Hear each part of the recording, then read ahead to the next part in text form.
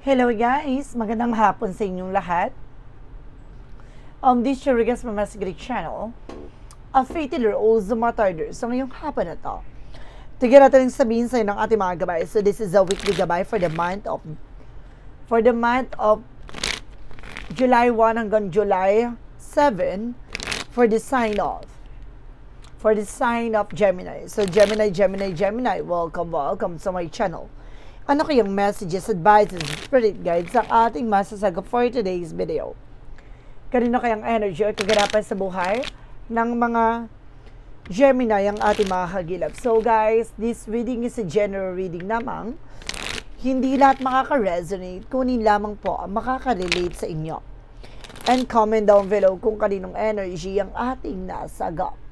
And because don't forget to like and subscribe my channel and hit the notification bell for more videos update. Kasi maraming salamat po sa mga walang sawang pag-support sa aking channel. Lalo-lalo na ang dirigil-skip ng adsaway pagpalaing kayo ng Diyos at may kapal siksik liglig na guumapaw na biyayang manang balik sa inyo. So let's see guys, what is the messages, advice ng ating angel spirit for the sign of Gemini. So let's see and watch this. Angel Spirit Guide, please give me information paano kayo sabihin sa inyo ng ating mga baraha. Tutuklasin na natin yan guys. Let's see. And there's a 7 of Cups. No confusion. Na marami kang bagay na maaaring naguguluhan. No, may mga bagay tumatakbo sa utak mo, sa isip mo. No? Maaaring nawawala ka sa concentrations. Bakit? And of course, there's something, the 4 of Swords. So, dahil sa exhausted, over fatigue, nadidrain ka na sa lahat na nangyayari. Bakit ganon? Let's see. Additional messages. Represent with the 8 of Cups. So, may mga bagay na kailangan mo na i-let go. Pakawalan, tigilan, bitawan. So, nag-ano ka na, parang nag-overpower ka na, parang sobrang pagod or over fatigue ka na. No? May mga bagay na kailangan mo ng pakawalan. Alisin. I-let go. And because there's an 8 of Pentacles na mag-focus ka sa trabaho, negosyo, hanap buhay mo. See? I told you. So, kailangan mo mag-focus sa ginagawa mo. No? Sa pinagkakaabalahan mo sa negosyo, trabaho, hanap buhay mo. And of course, there's a 5 of Wands. So, may mga bagay na nagbibigay komplikasyon sa eksena mo. Let's see what is the different messages. Represent with that High Priestess for something hidden agenda. Hidden enemies, maraming mystery sa likod dito. Unti-unti mo matutuklasan lahat na kaganapan sa buhay mo, especially sa mga bagay na nagbibigay komplikasyon sa iyo. What is the 7 of Cups? Represent with the Knight of Swords. So, see, I told you, overthinking, being paranoid, no? Marami kasi tumatakbo sa isip mo, sa utak mo, no? Hindi mo na kayang parang bitbitin pa. So, may mga bagay na kailangan mo ng pakawalan, no? Marami talagang gumugulo sa isip mo. And because there's a 4 of Wands based celebration. No, some of you guys na mayroon ditong homecoming, family gathering, no, maaaring umuwi ka, no, bumalik ka sa lugar kung saan ka nanggaling, no, parang gusto mo na magpahinga, unwind. And of course, there's a 5 of Swords, nagkakaroon kasi ng self-sabotage that because of your action and decisions. Na may mga decision ka kasi dito na maaaring ginigisa ka sa sarili mo, mantika, either niloloko ka, no, tinatraidor ka, na may mga bagay na kailangan mo na pakawalan. It's either obligation or responsibilidad. Now, what is the 8 of Pentacles? No, because there's a 5 of Pentacles. Some of you guys, no, kahit anong trabaho mo, anong pagpupursige mo, no, hindi ka makaipon. No? Nakakaranas ka ng financial crisis or financial loss. May maling sistema na maaaring nangyayari sa inyo. No, maling pamamalakad. What is the 5 of Wands? There's a 555 represent with a change. No, may kailangan na mabago. And of course, there's a 2 of Swords. There's a decision that you need to make. May mga bagay din na kailangan mo na magdesisyon. Kasi may mga bagay dito na nagbibigay komplikasyon. Nagbibigay problema, suliranin. What is the High Priestess? Represent with the 6 of Pentacles. Maging balanse ka. Na maging balanse ka, how to manage, control your finances, resource of income. Na wag todo bigay. Na maaaring you are also kumbaga provider with your family, maaaring breadwinner ka, no, ikaw yung provider, supporter. What is the 7 of Cups? Because the Knight of Swords. No, there is something, the Page of Cups, no? Makinig ka sa intuition and gut feeling mo. No? Ibig sabihin dito, na-over, ano ka talaga, no? Baggage, parang ganon. Parang, na-over na yung pagbit-bit mo ng mga iniisip. No? Maraming tumatakbo sa utak mo talaga. And because there's a Knight of Cups, na maraming offer na paparating. No? Kailangan mo muna ipahinga yung isip mo. Makinig ka sa intuitions mo. There's some meditations. No, may maraming offer na darating dito at magdadala sila sa celebration. May higher level commitment na ha. Meron biglang sumingit dito na maaaring love life. No, merong dito mag-propose, no, magkakaroon ng engagement. What is the need of Cancer? Because the Five of Swords. Siguro guys, no, nakakalimutan mo na yung sarili mo. No, dahil sa obligation at responsibilidad mo sa pamilya mo. No, and of course, there's a Devil card. So, ito na yung kailangan mong pakawalan at bitawan, no, i-let go. No, yung parang abuso. No, there's a negative energy or toxic. No, there's a devil with the toxicities. No, hindi siya, for me, hindi siya for a black magic. It's something at toxicities. Toxic energy to. Abusado. No, inabuso ka. No, there's a Ten of Cups with a happiness. At the end of the time, magiging masaya. Magiging maayos ang iyong pamilya. No, kailangan mo lang mag-focus muna sa sarili mo, sa ginagawa mo. And there's a Knight of Swords, no? So there's a success driven. Bibilis ang takbo ng sitwasyon.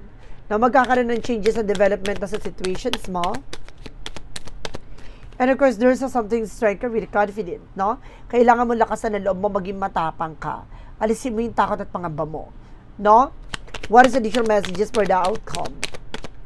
For the outcome, guys, there's a Hermit card, spiritual awakening. May mga bagay na parang imumulat sa'yo. Magigising ka sa katotohanan. No, you need to pay attention from this. No, kailangan mong tutukan. Ano man yung mga bagay na nangyayari sa'yo ngayon. Lalo-lalo na sa sarili mo. No, magkakaroon ka na ng growth and development dito. And of course, there's a Queen of Swords that clear the boundaries. No? Kailangan alam mo sa sarili mo yung grounds mo dito. Magkaroon ng healthy boundaries dito, guys. Kasi meron dito sa paligid mo na nagbibigay toxic and negative sa'yo. Let's see. And of course, there's a Queen of Cups, emotional intelligence. No, pagdating sa emotion, mabilis ka kasi maawa. No, ito yung sinasabi na pagdating sa emotion, kailangan mas maging matalino ka. No, mabilis kang maawa, mas mabilis kang masaktan, mabilis kang maapektuhan. No? Kaya ang nangyayari, inaabuso ka. Additional messages. And represent with the Ace of Wands. So, new project and new plan. Dito papasok ang mga bagong proyekto, plano, idea. And because there's a Four of Cups, just evaluate or analyze. No, basta pag-isipan mabuti. Huwag kang pala desisyon. No, kailangan mo na mag-desisyon pero kailangan pag-iisipan mabuti para hindi magbigay komplikasyon at problema, no, sa hinaharap. And because there's a Knight of Wands, slow and steady. Not see? Kumaga, lakas ang loob mo, maging balanse ka at kumaga, tignan mo lagi magiging posibilidad. No? Kailangan maging makinakon. At huwag pa dalos-dalos. So let's see what is additional messages. Pagdating naman tayo sa finances and career, love life at kalusugan. Let's watch this.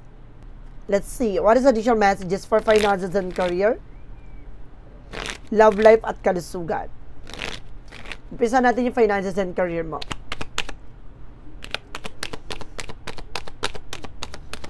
Represent, guys, with a Nine of Wands. No, there's a near to success. Malapit na para magtagumpay ka. Hintay mo yung tamang pagkakataon. Hintay mo yung para sa'yo talaga. No, magtiyaga ka muna. No, and there's a Three of Cups with a socialize. No, communicate. Now, there's a celebration coming in. No, there's an event, family gathering, and there's a justice will be served. Makukomiyusti siya. Yung karapat dapat para sa'yo. There's something of balance. No, and a karma. And of course, there's a Knight, the King of Pentacles. No, maging practical at secure ka. Sa sarili mo, sa hanap buhay mo, resource of income mo. And of course, there's a Two of Wands. No, there's a power to choose. Piliin mo yung mga bagay na makakabuti lang sa'yo. And because there's a Sun card with a pure positive outcome, magiging maganda kalalabasan dito pagdating sa negosyo, trabaho, at buhay mo. There's a something a positive outcome. Piliin mo lang yung mga bagay na alam mo makakatulong sa'yo, magkaroon ka ng seguridad sa mga plano at gusto mong gawin, no? Ano man yung mga bagay na ginawa sa'yo, hadlangan man ang iyong negosyo at buhay, babalik naman sa kanila yan. Or mayroong mga bagay na nagbibigay ng, kumbaga, pagbagsak sa hanap buhay o negosyo mo dahil dito with the third party involved. No, magtiyaga ka sa ginagawa mo, kailangan mo na mas maging matalino lang ngayon dahil marami talagang abusado sa paligid mo ngayon. What is the additional messages? Sa love life, So, there's a Page of Pentacles, invest wisely, no? Pagdating sa pag-ibig sa relasyon, kumbaga mag-invest ka kung saan ka talaga lalago, no? Or either, kumbaga itong tao na to, kumbaga, makakasama mo siya for good. And there's a King of Cups is very devoted so for the person. Yung person mo is a very provider, very supporter, no? Supportive. And because there's a need of with a breakthrough, magtatagumpay ka. No, liliwanag to sa'yo. Masusungkit mo ang corona. No, pagdating sa buhay pag-ibig, bibigyan kayo ng mas maliwanag na utak at isip. And there's a Knight of Swords, no? Na mas magiging matalino ka na sa pagdidesisyon na makakawala ka na from toxic environment. May toxic talaga, guys, no? And there's an Empress card for self-love, self-care. Ngayon, mas mamahalin mo na talaga mo na yung sarili mo at ang pamilya mo. No? Tututukan mo na ang iyong family. And there's a Raise of Pentacles with a big shot and big money coming in for you. No? Marami kasi dito ang abusadong kamag-anak. May nasense ako, or abusadong mga kaibigan. No? Basta related with a third party. May toxic family talaga. No? Kumbaga, magiging maganda ang inyong pagsasama at relasyon. No, mas magiging mas mautak na kayo how to manage your resource of income, salary. Pagdating sa kalusugan, guys, represent with a wheel of fortune, there's a turning back. No, ngayon, kumbaga, tututukan mo na yung sarili mo, no? Kumbaga, alagaan nyo na sarili nyo kasi there's something a cause and effect. No? Depende yan sa mga actions and decisions nyo. Pagdating sa kalusugan, tinatawag na what goes around comes around. Kung magiging maayos ka at kumbaga, kakain ka na masusustansya, at requires tututukan mo yung sarili mo, mag-grow to. There's a blessing. And there's a Page of Swords being curiosity. Mas maging mabusisi ka na ngayon. Alamin mo lahat ng bagay na pagdating sa kalusugan mo. There's a Six of Swords. No, kailangan nyo makawala dyan from toxic environment. No, there's a lot of toxicities talaga. Alagaan mo yung mental health mo. Represent with the Judgment. May paalala talaga na tutukan mo ang iyong kalusugan. Diba? There's a Three of Swords. Marami talaga kayong naranasang pain. No? Betrayal. No? And of course, there's a Full card. Dahil nagtiwala kayo ng lubos. No? Sa mga tao sa paligid mo, talagang ginangster kayo, tinrider kayo dito. Na masyadong inabuso ang inyong kabaitan. There's a Full card for a new beginning. Na magkakaroon ka ng bagong simula dito. So let's see what is the magical fire messages, advices, and of course, pick a card, yes or no. No, kung bago ka sa channel ko, guys, no, ang pick a card, yes or no, pwede ka magtanong. Isa lang ang magiging sagot dyan within 1, 2, or 3. No, 1, 2, or 3, pipili ka lang ng isa. And of course, comment down below kung ano number na pili mo. Then of course, malalaman mo ang number na napili mo sa dulo ng reading na to. No, doon mo malalaman ang sagot. Unahin na natin with the magical fire messages represent what? So let's watch this. With the magical fire messages represent magical fire messages represent what? Practice, practice, practice, and enhance your ability and polish your skills. No, mas palawigin, palakasin ang iyong kakayanan, kaalaman. No? And of course, there's a perfect timing. No, kailangan kumbaga, practice mo yung sarili mo, no? Na maging, mas maging mautak ngayon. No, there's a perfect timing. Lahat ng mga bagay na to ay nakalaan with a perfect timing. Additional messages. And of course, represent with a trouble. So, double clarification na magkakaroon ka ng trouble, success, accomplishment. No, there's a life-changing. No, with a positive way. Talagang dadaling ka dito sa mas positibong kalalabasan. Some of you, mayroon talagang relocation ako na sense, no? May lilipat talaga. And there's a loss or rejection. Parang feeling mo dito talaga nawalan ka, nasayang ka ng eksena, ganon. Maraming bagay na nawala sa'yo dito. And there's a third party that because of this third party, diba, abusado. And of course, there's something empathy with a breakthrough. Magtatagumpay ka talaga dito, guys. What is a synchronicity represent what? Four synchronicities represent what? Four synchronicities represent with a star. Now, there's a healing, recovery, and hope. No, talagang magkakaroon dito ng pag-asa, katuparan sa iyong kahilingan. There's a winter, no? Ngayong winter season, maaaring masagot na lahat ng katanungan mo. And of course, guys, there's a princess, guys. Maaaring mas bata pa sa yung person mo. Or mas bata ka sa person mo. Let's see what is additional messages with an angel spirit with our romance angels. O may parating daw dito na mensahe, no? With an elements. Okay. And of course, there's a fated meeting. So, meron ditong important connections. No, may important connection dito about sa love life, and there's a romantic feeling. No, meron talaga dito about sa love life, pag-ibig, relasyon, na maaaring magkakaroon ng heart-to-heart conversations. And there's a friend, influence with a friend. Meron talagang toxic talaga, no? Toxic friends and toxic environment. No, meron talaga, ibig sabihin may influensya, may bad influence dito with your friends. O baka yung friends na person mo, no? Cross-watcher out there. What is the additional messages for Angel's number? And there's a 2112, it's up to you, no? Even if since like you're not making any meaningful progress, things are moving in the right directions. If you see this number, it's a sign that everything will work out in your favor and your dreams will come true soon. So see, kumbaga ngayon wala ka man nakikitang progreso, pagbabago sa nangyayari dito sa sitwasyon mo, huwag kang mag-alala, nasa tamang proseso ka, nasa tamang eksena ka. No, kailangan mo na magpatuloy sa ginagawa mo at papabor din sa iyo ang sitwasyon. What is the money move oracle deck? With the money move oracle deck, represent what? And there's a success. Talaga magsasucess ka talaga. You're on the right track. No? Choosing the right directions and actively overcoming difficulties. Ano man yung mga dagok, problema, or ano man yung mga pagdadaanan mo, masusolusyonan at talaga malalagpasan mo yan. Diba? Kumapit ka lang.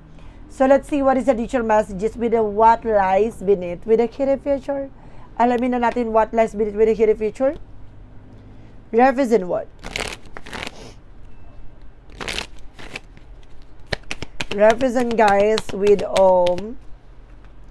total drama actions. So, kailangan mo kumilos. No? May mga nagdadrama talaga dito. Ito yung sinasabi kanina na parang nakaabuso kasi yung mga tao sa paligid mo feeling victim. Dinadramahan ka na maraming hinaing sa buhay. Na maraming, kumbaga, kasinungaling ng sinasabi sa'yo para magbigay ka lamang, para maawa ka. No? Pero ang end of the time, no, ang ginagawa, inaabuso. No? Let's see, there's a shadow work represent what? From the shadow work represent what? There's a soul mirror. Open a heart healing union. Either reflects your own relationship with yourself. No, ibig sabihin dito, buksan mo ang iyong puso, no, unti-unting hihilom. Ano man yung mga bagay na iyong pinagdaanan, naranasan, no? So, gamitin mo itong pusong to para hilumin ka ng nakaraan. No? So, guys, let's see what is the additional messages with a clarifying for a love situation. Clarifying for a love situation.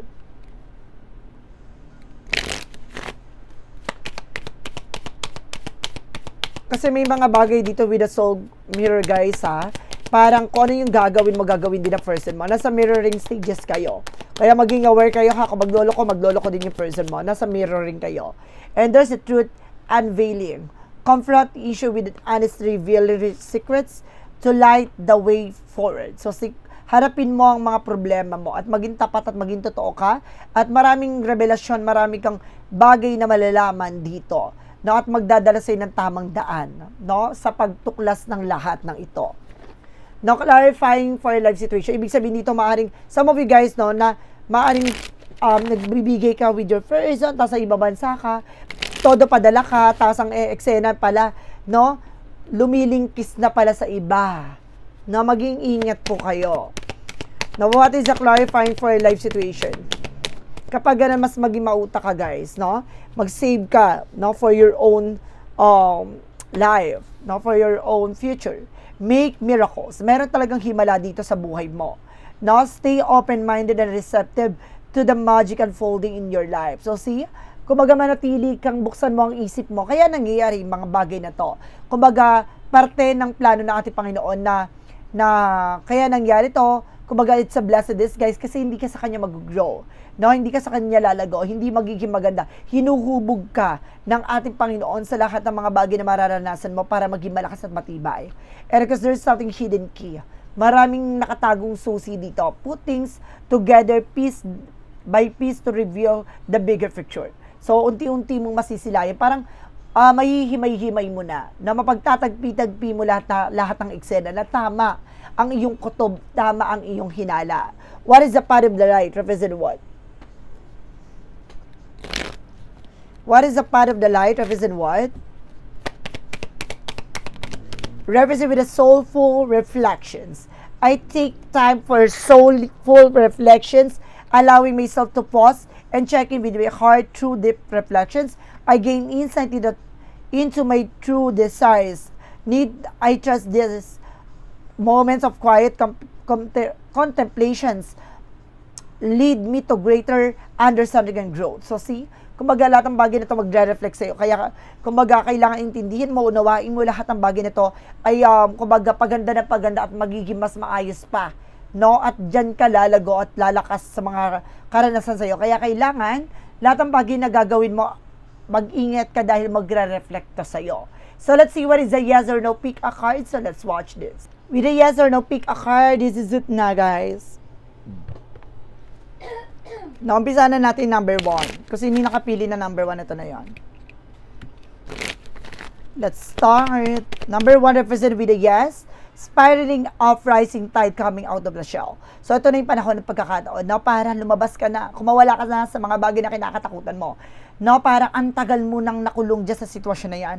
Ito na yung panahon ng pagkakataon. Siguro may will, no, si God na kaya nangyari yun sa buhay mo. Na hindi niya hayaan na habang buhay ka makulong sa isang sitwasyon na punong-puno ng kasinungalingan.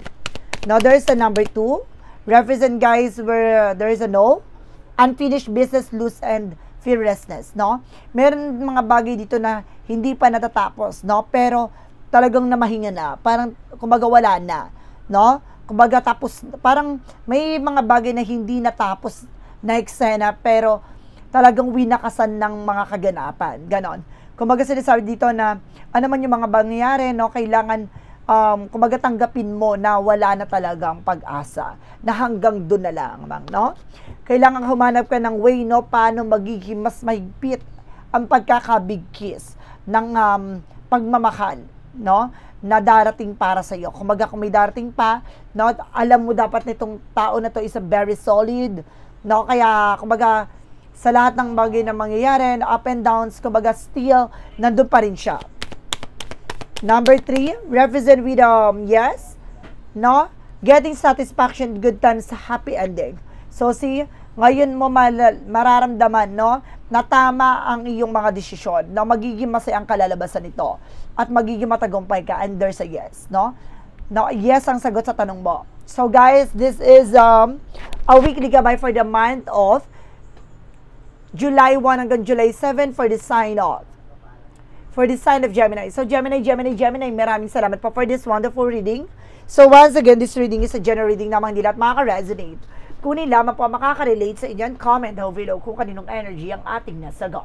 And of course, don't forget to like and subscribe my channel and hit the notification bell for more videos. Update kasi maraming salamat po sa mga walang sawag support sa aking channel. Lalo-lalo na ang dinigil-skip ng adsaway pagpalain kayo ng Diyos at may kapal. Siksik liglig na gumapo na biyayang manong balik sa inyo at maraming salamat po. See you the next video. Bye-bye and babush.